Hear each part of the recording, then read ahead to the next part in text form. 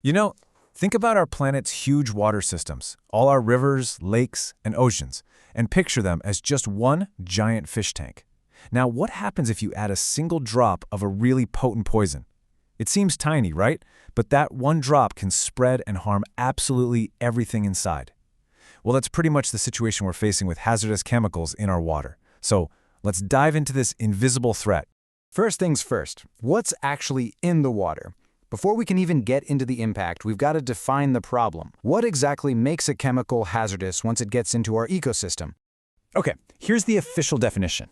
We're not just talking about any old pollution. A hazardous chemical is a substance that is specifically toxic, corrosive, flammable, or reactive.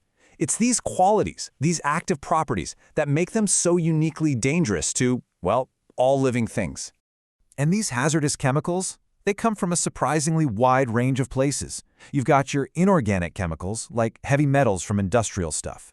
Then there are organic chemicals, like the detergents we all use every single day. We also have to deal with powerful synthetic chemicals from industrial waste. And more, we're seeing these emerging contaminants, like pharmaceuticals, that get into the water system after we use them. They're pretty much all around us. So that brings us to the next big question, right? If these chemicals are so widespread, where is all this stuff coming from? How is it even getting into our water in the first place? When you look at this breakdown, you can really see just how varied the sources are. You've got industrial effluents coming out of factories, you've got agricultural runoff carrying pesticides from farms, and then there's urban runoff, full of everyday household chemicals. On top of that, you have mining activities and, of course, accidental spills. The big takeaway here is that this isn't a problem with one single bad guy. It's a systemic issue, and it's tied directly to how we live and work. Okay, so once these chemicals actually get into the water, they don't just dilute and disappear. Nope, they begin this long, destructive journey through the entire ecosystem. Let's follow that toxic path for a minute. What makes these chemicals so incredibly devastating is this combination of traits right here. First, they're highly toxic, even in really tiny amounts. Second, they're persistent, which is a fancy way of saying they don't break down easily. And third, and this is so important, they are bioaccumulative. They literally build up inside living things.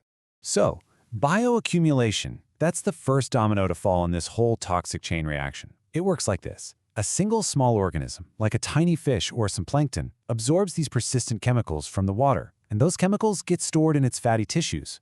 And just like that, the poison is officially in the food chain. Now let's see how this builds into something even more dangerous: biomagnification. Just follow the steps here. It starts small, plankton absorb the chemicals, but then, as you see in step 3, small fish eat a whole lot of that plankton and the toxins start to concentrate.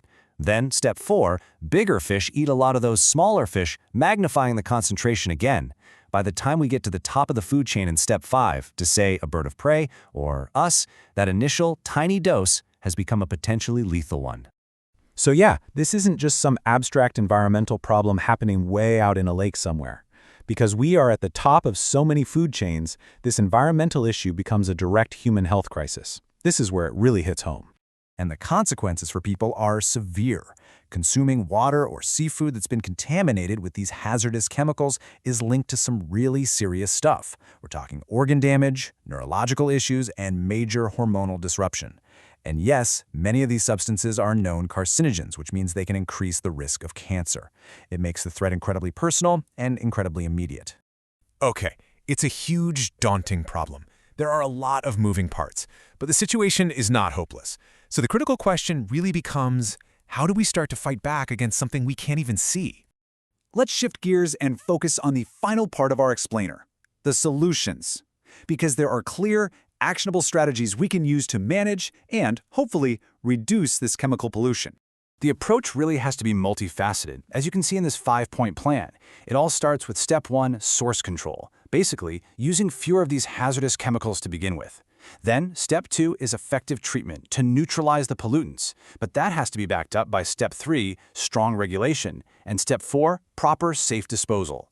And finally, step 5 is constant monitoring to make sure all these efforts are actually working. And that really gets to the core message from the source material. This isn't about finding one single magic bullet solution. It's about committing to a whole system of management, treating the water we use, regulating what goes into it, and in the big picture, adopting more sustainable practices overall. So I'll just leave you with this final thought. While all that treatment and regulation is absolutely crucial for managing the chemicals already out there, the most powerful solution of all is prevention. And that brings the question right back to us, doesn't it? From the products we decide to buy to the policies we support, what role can each of us play in turning off the tap?